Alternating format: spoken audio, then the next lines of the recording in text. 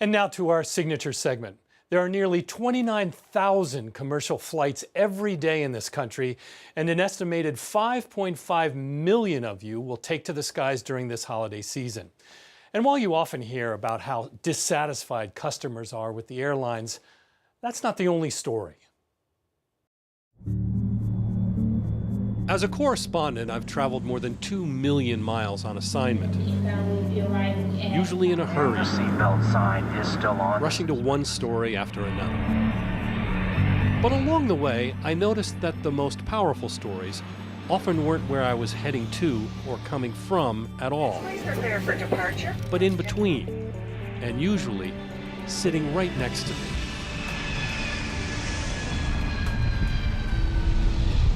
For example, I was flying American Airlines Flight 2473, Boston to Dallas. I was in 21C. Next to me in 21B was Normandy via. As we headed south across the skies above Pennsylvania and West Virginia, Normandy shared such a story with me that when his family invited me to join them 6 weeks later near their home in New Jersey, I gladly accepted. To understand what's going on here, you should know two things. First, even though this family comes from Colombia, Normandy is named after one of the more important moments in American history. The Battle of Normandy in France, 1941, was the beginning of the liberation of Europe. And my grandfather saw that as such a powerful moment in history that he wanted to have his family carry a name that referred to a new dawn. And so the firstborn in the family received the name Normandy. That firstborn was this man, Normandy Sr. ¿Qué podemos hacer por la nación? Which brings us to the second thing. Sr. would also hear something American that would inspire him. Ask not what your country can do for you. Ask what you can do for your country. It really was a call to service, to make your society better than it is and leave it better than it was after you're gone. And he never really forgot that. He never forgot that. It really stuck in his head. It stuck with him forever. As we flew towards Texas, Normandy told me how his parents had been comfortably middle class in Colombia when the drug cartels there began destroying what they valued most: respect for public service and education. Together we can do. JFK's speech had struck a nerve with his father, who that day decided to begin the long process of legally bringing the family to America. Normandy's oldest sister, Alba, was a little girl when they arrived in New Jersey. We slept on couches in living rooms, spare rooms, depending on the family circumstances. Because their Colombian credentials didn't transfer, Normandy's mother, a literature teacher, would spend the next 25 years in America working at near minimum wage as a daycare assistant. Here, she remembers saying goodbye to her mother. I remember she said, "Are you sure you can move over there?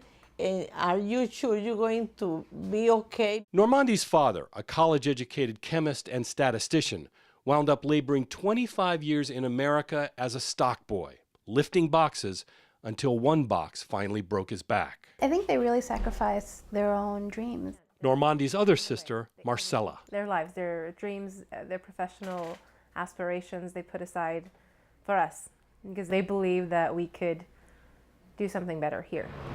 So, in their small two-room apartment in New Jersey, their mom emphasized literature. Siempre estuve seguro. Their dad tutored them in math from his Colombian college textbooks. And what happened?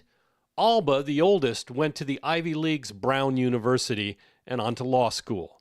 Marcella also went to Brown and then medical school. Third child, David, Harvard. And while I'd like to tell you my seatmate Normandy went on to college without incident, it didn't happen that way.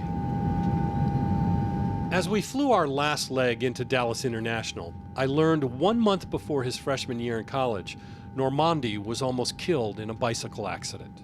That was a huge blow to me. He was in a coma for days, his brain so damaged that when he finally woke up, he couldn't see very well or think clearly.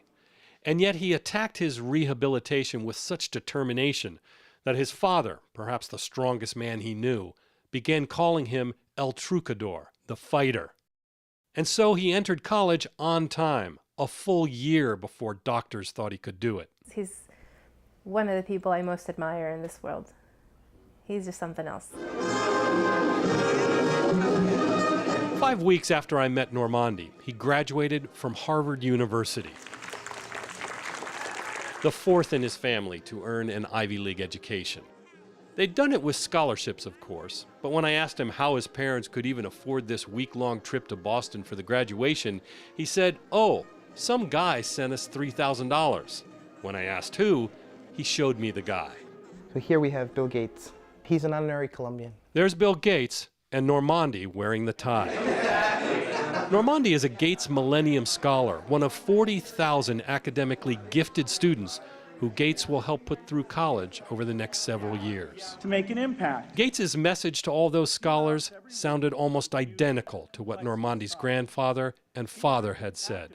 Live lives of service. I hope you will judge yourselves not on your professional accomplishments alone, but also on how well you treated people a world away who have nothing in common with you but their humanity. Good luck. And so that's what Normandy and his siblings will do. Serve in public health, medicine, and the law. And by the way, when his father went to Harvard for his son's graduation, he visited the Kennedy School of Government there and found the words that had launched his American dream so many years ago written in stone. Ask what you can do for your country. So you can maybe understand why my seatmate's graduation party was something not to be missed. Before I left Normandy and his family, there was one more celebration, when they took me on a favorite field trip. For him, it's a symbol of liberty, a symbol of opportunity. The Statue of Liberty, just a couple of miles from their apartment, was a yearly destination for this family. And it's as good a place as any to end this story. Normandy's father said the promise that brought them to America had almost nothing to do with making more money or having a big house. Remember, they had that. It had more to do with what his father had heard in the guns of Normandy and what he had heard in JFK. That Americans at their very core are people who serve others. When you meet the Villas and understand their sacrifice, you can't help but wonder if maybe the great lady's gaze is not scanning the horizon for opportunity, as many believe, but instead checking to see what we've done with ours. When I arrived in Dallas, I didn't know that Normandy would soon invite me to his Harvard graduation. But I did know his story was better than the one I was flying home from. That's the thing about flying coach. You don't really find great stories, they find you, which I would again learn very soon when I met Donna. But she's an entirely other story. Normandy is back in grad school, studying public health, and hopes to someday become a surgeon to serve what he calls underserved communities. As for his father, Normandy Sr. finally got his chance. After putting all his kids through school, he recently graduated with a BA from Fairleigh Dickinson University, where he also made the dean's list.